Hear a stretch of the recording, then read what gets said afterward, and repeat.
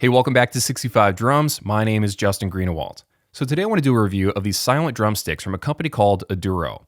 Now I've been seeing a lot of ads for this on Facebook and on Instagram, so I eventually decided to go buy a pair. The best way to describe how loud the stick is by comparing it to tapping a surface with a Bic pen.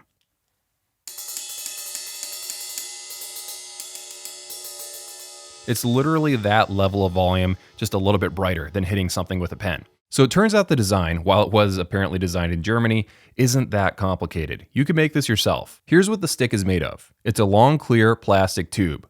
On the one end, you have a foam handle covering the plastic to give you some grip and also make it the circumference of a regular wooden stick. The tip of the stick is basically a small whisk, like basically what you would find in your kitchen. It's two long plastic strands that are bent over top of each other and then glued inside of the stick. This essentially turns the tip of the stick into a small little shock absorber. There are three versions of the stick. There's the classic version, there's the electronic optimized version that I have right here, and there's a final version that is optimized for hand percussion. Now I realize I didn't buy all three versions of the drumstick, but they're so similar to each other, I feel like just using this version of the stick should give me a good feel for how the other ones feel, because the principles are pretty much identical across them, just with slight variations. So what I'm going to do is test how these perform against wooden sticks, against bundle rods, and against brushes on a variety of different kinds of drums and cymbals. And then I'll dump my opinion on you and tell you if I actually like the sticks or not, because whether or not it performs the way it's supposed to and whether or not you like it are of course two separate things.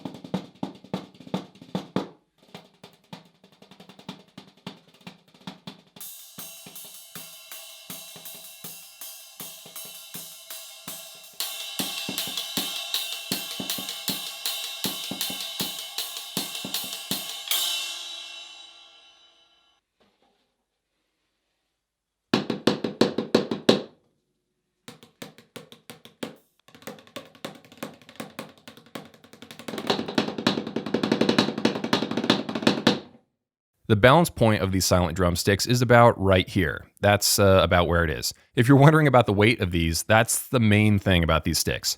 If you don't like light drumsticks, you will absolutely despise these, because this is even lighter than some brushes. So think about a giant plastic straw, and that's one of the main reasons why it's so quiet, because the weight of the object that you're hitting another object with will directly correlate to how loud it is.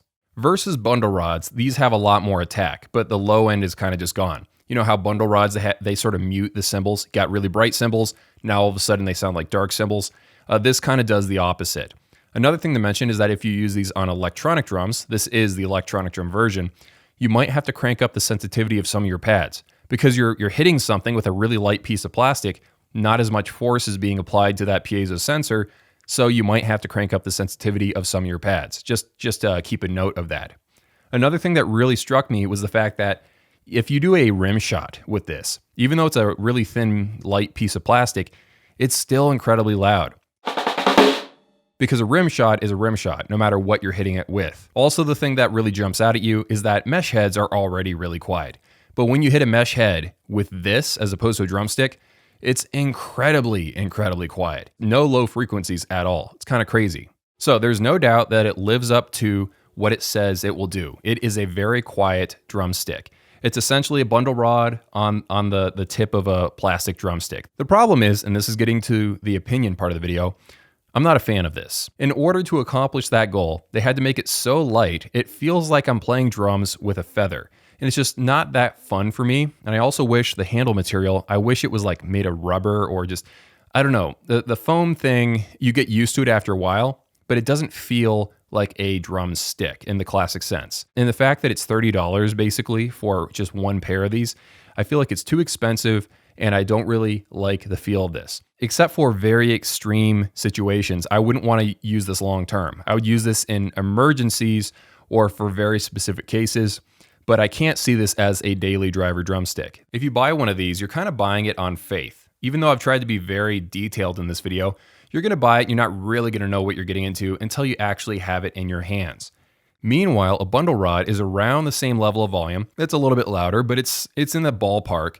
But to me at least, a bundle rod feels weightier, it feels nicer in the hand, and you can pick the exact kind of bundle rod that you want. So it's great at what it does, but in order to accomplish that goal, it had to transform itself into something I'm not a fan of actually using as a daily driver. Just an FYI, the company also sells a silent Kickdrum beater, so I bought that while I was buying the drumsticks, and I'm going to be doing a comparison video between this and a Tama silent Kickdrum beater, and one from Drumtech, and Cat Percussion, and from Roland, just to see what all the options are, and whether or not the one from the silent sticks company is actually any good compared to options we already have on the market.